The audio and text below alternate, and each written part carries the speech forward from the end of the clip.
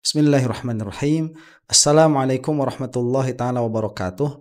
Alhamdulillahi rabbil alamin. Wa sallallahu ala sayyidina Muhammadin wa ala alihi wa sahbihi wasallam, amma ba'du. Prihatin ya, itu kata-kata yang tepat yang bisa saya layangkan tatkala melihat pihak UGM membuat podcast dengan pernyataan yang seharusnya mereka tahu itu akan kontroversial, tetapi tatkala ada reaksi dari masyarakat, atau saya katakan dari sebagian masyarakat, mereka hilang bak di telan bumi. Nah, ini adalah suatu gestur yang tidak kesatria yang ditampakkan oleh orang-orang yang didapuk sebagai orang-orang yang memiliki nalar intelektual paling tinggi.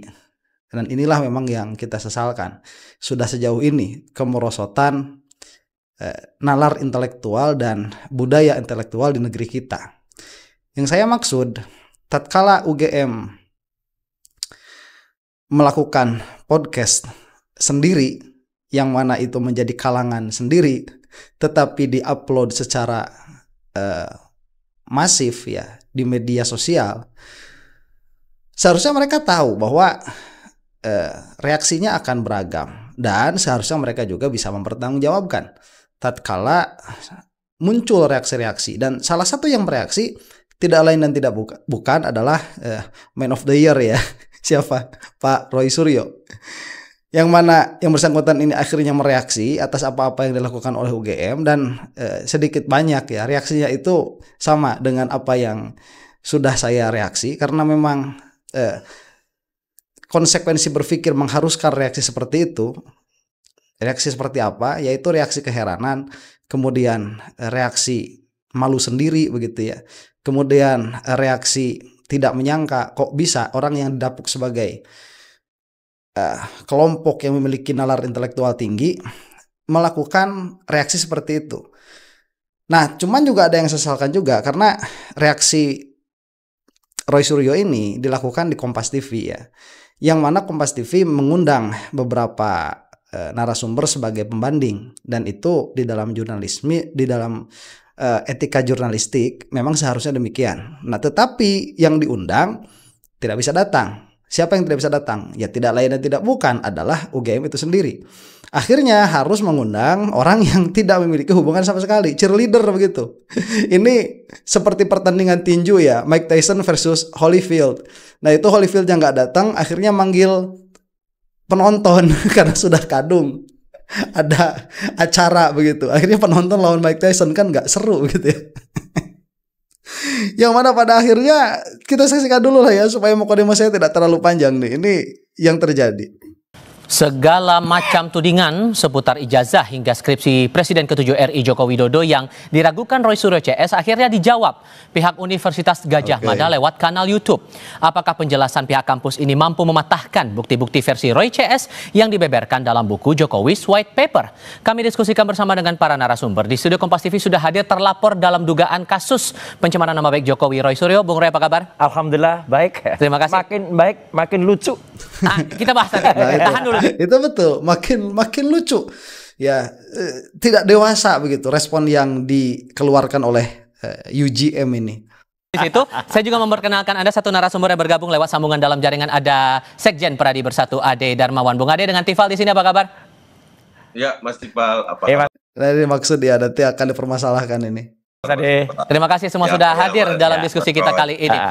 Sudah keluar sebuah dialog diunggah melalui kanal YouTube UGM, durasi 33 menitan. Menurut Anda itu sudah cukup terang menerangkan bahwa ya ini ijazah Pak Jokowi asli, atau justru Anda masih meragukan hal yang lain? Ya, saya memang wajib untuk menjawab, karena satu-satunya orang di luar Jokowi yang disebut dalam video 33 menit itu, yaitu pada menit ke-31 lebih 7 detik adalah Roy Suryo. Nama Anda. Oke, di sini Pak Roy Suryo ini menerangkan posisinya, kenapa beliau berbicara di dalam menanggapi podcast itu ya. Ada standingnya begitu. Nama saya disebut, makanya saya itu harus menanggapi. Setidaknya beliau ini memakai haknya. Jadi gini, lihatlah bukan hanya videonya, tapi komentar di bawahnya. Mostly komentar di bawah itu malah mengatakan UGM makin rancu. Ya, saya sedih malah memang benar dengan sikap UGM. Benar-benar tidak profesional. Baik jawaban dari Rektor UGM, ya Profesor Dr. Ova Emilia, maupun jawaban dari 3 orang itu, ya ada Prof. Wening, ada Rektor dan Dekan. Dan Dekan itu benar-benar menunjukkan sangat tidak profesional. Dari sepanjang itu tidak ada satupun. Oke, satu lagi Pak Roy, saya tambahi siapa itu hostnya, itu juga menyedihkan sekali ya. Ya pantesan nggak menjadi host di di stasiun-stasiun televisi ya. Memang tidak kompeten sama sekali. Ini menyedihkan. Itu yang ditunjukkan. Dan kalau pemahaman mereka, misalnya Mas Tifal, soal Undang-Undang Keterbukaan Informasi Publik, ya ada soal yang ranah private dan kemudian ranah publik, ya mestinya ada juga beberapa ranah publik yang disampaikan. Meskipun itu salah juga kalau mereka nggak menampilkan skripsinya. Bagaimana skripsinya itu ranah publik. Oke, itu yang saya sebutkan kemarin ya, bahwa tatkala dikatakan ini adalah data private yang tidak bisa dibuka. Nah itu kan ada pengelompokannya, mana yang private, mana yang bukan. Yang mana ijazah itu seharusnya dia bukan ranah private tetapi ranah publik. Minimalnya di dalam kasus Pak Jokowi, karena beliau itu adalah pejabat publik yang mana masyarakat memiliki hak untuk menuntut begitu ya. Citizen lawsuit mungkin itu bisa dipakai, mungkin ya, wallahu a'lam, itu yang pakar lebih tahu tuh. Ini sangat bertolak belakang dengan apa yang kami tulis di buku, ya, yang itu di sini ada foto langsung dari Pak Dekan Sigit Sunarta yang pada tanggal 24 Oktober 2022 ini benar dengan berani memamerkan fotokopi, cukup fotokopi nggak apa-apa, fotokopi ijazahnya Jokowi itu di Fakultas Kehutanan dan waktu itu ada wartawan Kompas ini. Oke, sehingga Anda menangkap kesannya ini apa kalau gitu? Ya berarti UGM ambigu, bahkan UGM itu bingung gitu loh. Sekarang mereka mengatakan kemarin, sudah tidak ada lagi berkas di kami karena semuanya disita. Ini kan aneh gitu. Nggak mungkin UGM menyerahkan semuanya. Harus ada pertinggal. Sebentar ya, ini yang luput dari perhatian saya. Jadi memang ada keanehan di sini, kejanggalan. Kalau memang betul begitu ya, bahwa UGM ini sudah tidak ada berkasnya Pak Jokowi sama sekali, itu sudah dipasrahkan semuanya ke kepolisian. Yang mana pada akhirnya saya kemarin mengajukan satu postulat ya, mengajukan satu proposisi bahwa sebaiknya KPK turun tangan di sini begitu, dan akan ada beberapa cukup banyak pintu bagi KPK untuk masuk ke situ. Nah, entah ya, karena ini sudah politis, jadi jangan disangka juga di belakangnya Pak Roy Suryo ini tidak ada yang mendukung begitu. Minimalnya merasa senang dengan kejadian ini. Kenapa? Karena ya Pak Jokowi ini tokoh politik, kemudian politik itu selamanya urusannya dengan kepentingan kelompok, ya minimalnya yang terjadi di Indonesia. Tatkala Pak Jokowi digoyang seperti ini pasti ada yang senang. Nah, entah itu ada sesuatu dalam pengertian dukungan secara langsung kepada RRT ya, Roy Rismond Tifa begitu, kepada RRT ini apakah ada dukungan secara langsung atau tidak, kita tidak bisa memastikan dan saya tidak mau masuk ke situ. Cuman KPK bisa masuk nih karena pintunya bisa dicari lah begitu ya, bisa dicari, pintunya bisa dicari. Nah, yang menjadi permasalahan sekarang, apabila ada pihak lain yang masuk ke dalam perkara ijazah ini, termasuk diantaranya misalkan KPK, ini akan menjadi sulit. Akan menjadi sulit untuk meminta berkas-berkas yang diklaim ada di UGM. Ini salah satu yang saya luput ini. Ini Pak Roy lebih jeli ya, karena memang sehari-harinya di situ ya, sehari-harinya di sini beliau lebih jeli. Jadi bagaimana sekarang kalau misalkan tiba-tiba ada pihak lain yang ingin yang memiliki kewenangan, kemudian memiliki kepentingan untuk memeriksa berkas-berkas itu. Akhirnya harus lari kemana? Karena di UGM sudah tidak ada. Akhirnya harus lari ke kepolisian. Dan kita punya trust issue begitu dengan kepolisian ya, dengan segala hormat. Kita punya trust issue. Dan itu akan lebih sulit daripada memaksa UGM. Jadi memaksa kepolisian untuk menyerahkan berkas-berkas Pak Jokowi itu akan lebih sulit daripada memaksa UGM untuk menyerahkan berkas-berkas itu. Dalam statement dari rektor ya, yang khusus rektor sendiri bukan yang podcast ya, itu pada menit ke-3 lebih 55 detik, ini saya bacakan biar nggak salah ya. Hal-hal yang terjadi setelah proses pendidikan dan kelulusan tahun 85 di UGM termasuk pemanfaatan dan perlindungan terhadap desa merupakan ditandaskan oleh OVA. Tanggung jawab yang bersangkutan sebagai seorang alumni. Jadi ini UGM kesannya ya festival dan itu ada di semua komentar.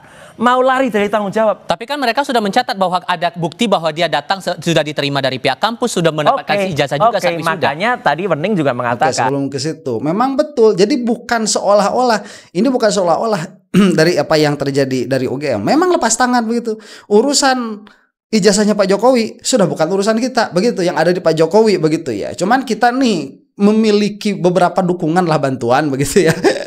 Kalau memang misalkan ini bisa membantu, ya inilah data-data yang mereka klaim mereka miliki begitu. Jadi kalau saya melihat ini bukan seolah-olah, tetapi memang ada cuci tangan mau keluar dari permasalahan ini. Gitu dengan contoh Oxford tadi kan. Iya. Nah, jadi ini mau ada skenario, Mas Iwa. Oke, UGM mau mengakui kalau itu BIA, tapi setelah itu yang diteliti oleh kami adalah ijazah palsu yang mungkin dibuat oleh Jokowi di tempat lain dan UGM tidak mau bertanggung jawab terhadap itu. Oke, sebentar ya. Ini yang saya sayangkan salah satunya dari Pak Roy Suryo. Seharusnya kemungkinan yang bersifat bukan radikal ya. Saya katakan spekulatif ya. Spekulasi-spekulasi yang bersifat sporadis seperti ini itu seharusnya tidak dilaksanakan. Karena itu akhirnya menjadi melebar-lebar begitu ya. Lebih baik stick pada fakta yang ada begitu. Jadi kalau ditambah dengan spekulasi yang bersifat sporadis, itu akhirnya menjadikan ya kita kan sedang membicarakan intelektualisme ya. Kita ini sedang mencoba untuk mengembalikan kewarasan begitu ya kepada, saya katakan agak nggak enak begitu, termul-termul. Mudah-mudahan kewarasan mereka kembali. Ini agak susah membuat mereka memiliki kewarasan itu. Tapi itu pun sudah kami jawab semua dalam buku Jokowi's White Paper. Dan ini detail sekali dalam buku ini bahwa 99,9% skripsi dan ijazah Jokowi adalah palsu. Nah itu bagus, nggak 100% begitu ya. 99,9% ya berarti ada kemungkinan asli. Cuman dari dalalah yang ada menunjukkan ini nggak ada ijazah aslinya begitu ya. Tidak ada ijazah aslinya yang mungkin yang dipakai dalam konstelasi politiknya Pak Jokowi juga bukan ijazah asli. Itu 99,9%. Cuman angkanya mungkin terlalu tinggi ya. Kalau saya melihat berapa persen ya? 90 lah. 90% itu ijazah aslinya tidak ada, atau kalaupun ada itu bukan yang dipakai begitu. Itu 90%. Karena kalau misalkan ada ya tinggal ditunjukkan. Itu permasalahan yang sangat simpel sekali. Tapi tetap membuka peluang bahwa kemungkinan itu salah. Harusnya kami bisa mengundang dari pihak UGM, tapi sampai dengan saat ini belum ada perkenan dari pihak UGM untuk Ayo UGM kami soal ini. Nah itu yang saya maksud. Sekarang UGM itu sudah menjadi al-kaburi begitu. Ini persis seperti si Imad ini sudah. Jadi berkata-kata di hadapan publik, kemudian tatkala dipintai pertanggungjawaban, ini kan bukan permasalahan kecil ya, ini kan klaim besar begitu. Kenapa? Karena dari pihak penggugat pun RRT tadi itu mereka itu sangat mengeluarkan usahanya begitu. Usahanya dikeluarkan karena memang minta kepada Pak Jokowi nggak dikasih, minta penjelasan kepada UGM tidak mau membuka. Akhirnya kan harus mencari dari yang lain, yang mana make sense begitu. Memang make sense apa yang dikeluarkan oleh Roy Suryo ini. Kalau nggak make sense itu nggak bakalan ramai seperti ini. Memang make sense dalam pengertian bahwa dalalahnya itu kuat kepada ketiadaan begitu ya. Memang sebetulnya dalalah kepada ketiadaan itu tidak lebih sulit daripada kepada ada sebetulnya. Cuman kan sekali lagi bahwa ini wilayahnya menjadi abu-abu karena Pak Jokowi tidak mau menunjukkan, UGM tidak mau membuka data, kemudian kejanggalan-kejanggalannya ada. Nah, kejanggalan-kejanggalan inilah yang setidaknya menjadi dalalah kalau kepada isbat itu kepada subutnya kepalsuan ijazah begitu ya. Kalau misalkan kepada proposisi negatif memang agak susah kita untuk membuktikannya. Cuman sampai sini memang demikian. Yang mana pada akhirnya ya seharusnya UGM itu malu begitu. Tambah lagi dengan tidak hadirnya tatkala diundang oleh Kompas TV. Kenapa? Karena UGM itu bukan individu. Jadi tidak ada alasan mereka tidak datang karena sakit. Tidak ada alasan mereka tidak datang itu karena nggak punya ongkos begitu. Atau memang ada keperluan yang lain. Tidak bisa. Karena yang diundang itu dari pihak UGM, yang mana UGM itu sivitas akademiknya banyak, minimalnya nanti akan disebutkan oleh Pak Roy Suryo itu alumni alumni UGM, karena itu juga masih dianggap sebagai sivitas akademia, yang mana seharusnya dengan mudah sekali mereka itu mengeluarkan atau mengirimkan 1-2 utusan begitu untuk memenuhi undangan ini supaya clear di masyarakat. Nah ini malah nggak ada, yang mana pada akhirnya Kompas TV mungkin karena slotnya ini sudah dipakai harus tampil, dan apabila tidak ada pembanding mungkin tidak akan menjadi sebuah tema yang disajikan, yang dijanjikan yaitu perdebatan, akhirnya harus mengundang yang lain. Siapa? Penonton. Orang ini ya kayak tadi yang sudah saya analogikan itu seperti Mike Tyson lawan Holyfield. Kemudian Holyfieldnya nggak mau datang, sakit perut atau apa itu. Kemudian ya sudah, ini karena masa nggak jadi tanding begitu, orang sudah bayar tiket dan ini bisa menjatuhkan reputasi, akhirnya ngambil penonton. Ya, ini sama-sama mengecewakannya. Kalau bagi saya lebih baik diganti, atau temanya tidak menjadi debat tapi temanya tanggapan saja, kan selesai begitu. Nah, saya mau memberikan insight dulu sedikit ya. Ini si Imad juga kan demikian, dia itu kuar-kuar terus di luar, kemudian keluar-keluar terus di lingkungannya sendiri, seperti yang dilakukan oleh pihak UGM itu. Di lingkungannya sendiri 3 orang tambah 1 orang hostnya pun bukan dari pihak yang kontra, tetapi memang mereka membuat hal seperti itu. Tetapi tatkala dipinta oleh pihak luar, mereka tidak mau datang. Nah si Imad kan demikian, tatkala diundang oleh Robito Halawiyah nggak mau datang, kemudian dicarikan tempat netral juga nggak mau datang, tetapi terus-terusan ngomong begitu. UGM demikian, terus-terusan ngomong, ada datanya, tetapi tatkala dipinta tidak ada. Dan ini menjadi presiden buruk. Kenapa? Sekali lagi, karena UGM ini adalah simbol pendidikan bergengsi di Indonesia. Kalau simbol pendidikan bergengsi di Indonesia sudah tidak mau disidang, ini kan akhirnya persidangan atas apa yang mereka sampaikan, kan statement begitu. Statementnya itu mereka memiliki data-data yang otentik atau data-data yang asli lah begitu ya, yang berkenaan dengan perkuliahannya Pak Jokowi. Nah itu dilihat dari segi ilmu, itu ilmu sebetulnya ya. Kalau kita melihat dari ilmu kalam itu ilmu dalam pengertian bahwa itu bisa ditilai benar atau salah begitu. Nah bukan ilmu dalam pengertian i'tiqad jazim dan seterusnya, itu bukan. Tapi ilmu dalam pengertian dia bisa ditilai benar dan salah ya, mujarradu tasdiq. Nah, tatkala ini ada klaim bahwa itu adalah sebuah kebenaran, maka harus siap untuk diuji. Kenapa? Karena mereka tidak menampilkan bukti-buktinya yang menunjukkan bahwa perkataan mereka itu benar. Pada akhirnya kita harus bisa melihat itu dari konsistensi bagaimana cara mereka berpikir, kemudian konsistensi bagaimana cara mereka mengeluarkan statement begitu. Yang mana yang bisa mengujinya itu adalah seseorang dengan nalar kritis yang tinggi begitu. Di antaranya ya di acara-acara seperti Kompas TV ini. Nggak mau datang. Nah, yang mana kalau hal seperti ini diterapkan besok lusa skripsi di UGM ada sidang kan? Ada sidang skripsi, itu bisa nggak datang, boleh nggak datang, karena itu adalah sikap yang diperlihatkan oleh UGM minimalnya di dalam talk show ini, di dalam acara ini begitu. Itu gak usah datang. Ya, kenapa? Ya gak mau datang. Pokoknya saya udah bikin skripsi. Kemudian ini adalah standing saya. Ini adalah hasil penelitian saya. Saya mau diuji, saya gak mau datang. Begitu. Itu bisa. Jadi untuk ke depan ya, selama rektornya yang ini, mahasiswa UGM saya kira tidak perlu sidang untuk skripsi itu. Demikian juga tesis, demikian juga disertasi. Tidak perlu ada sidang. Cukup mengatakan tidak mau hadir. Memalukan ini, memalukan. So kalau begitu menurut Anda Bung Ade, karena ada pertanyaan juga begini Bung, kenapa kemudian dibuat dalam bentuk video rekaman dialog, kenapa tidak dalam diskusi terbuka yang dihadiri oleh wartawan? Akhirnya kan ada kesan bahwa ini sengaja tidak dibuat secara terbuka. Anda menangkap kesan itu juga? Jadi gini Mas Tifal, saya tanggapin Bang Roy terkait bahwa otoritas ini selalu disampaikan dalam setiap narasi Bang Roy ini. Bentar, ini Bang Ade. Tunggu dulu. Kasih kesempatan Bang Ade dulu, silakan. Otoritas dan legal standingnya apa dulu nih Bang Ade nih? Selaku apa? Seolah-olah bahwa otoritas. Iya ngomong aja, nggak ada standing, nggak ada legal standingnya.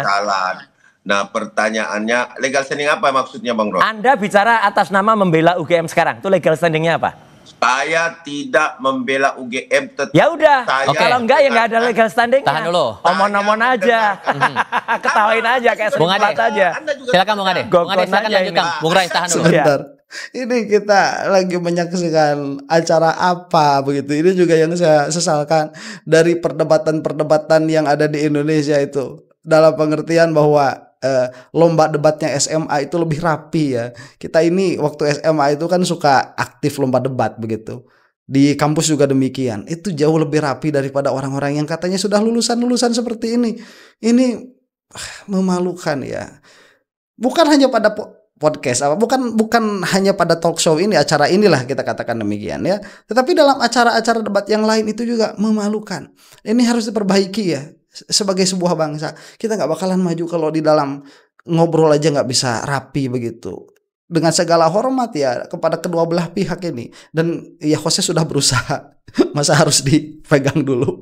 Kalau dulu lah bagusnya begini, nanti kalau ada apa, kalau ada lomba debat itu bagusnya pakai poin begitu ya. Nanti kalau misalkan ini supaya di akhir itu ada sedikitnya itu konklusi ya, minimalnya poin adab di dalam berdebat. Makanya kita ini bagus ya di pesantrenan itu punya yang namanya ilmu jadal ya. Ada tuh ilmu munazoroh, ilmu tentang berdebat itu ada. Ya adab-adabnya harus dipakai. Minimalnya kalau misalkan kita tidak bisa masuk kepada satu konklusi karena waktu yang terbatas, minimalnya kita bisa menilai di akhirnya itu ada poinnya. Nih ini poin 80, yang ini poinnya 60. Ya, dan itu poin secara apa? Bukan secara isi materi tetapi adab di dalam berbicara. Itu kan harusnya ada supaya kita inilah agak maju begitu sebagai sebuah bangsa. Malu, kalau komunal kita ini memalukan. Tidak memiliki legal standing mewakili UGM karena Anda mantan mahasiswa UGM. Anda bukan dari lembaga.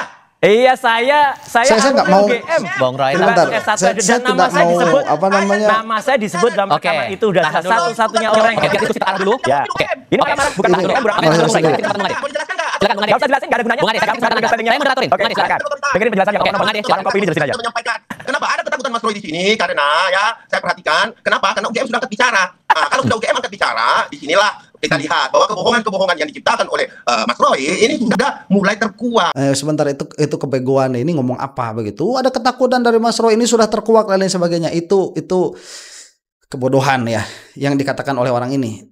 Saya katakan demikian kenapa? Itu musyawarah ala natijah, tidak ada mukadimahnya begitu, tidak ada silogismenya untuk menuju ke sana. Harusnya kan itu dibangun dulu begitu. Dari apa? Dari dalil-dalil, dari bukti-bukti, kemudian baru kepada natijah bahwa Roy Suryo ini berbohong, Roy Suryo ini ada ketakutan. Lah ini kok emotional state dari seseorang kok dibaca di dalam forum seperti ini, itu pun tidak baik juga begitu. Kita fokus, ini sedang ada pembicaraannya.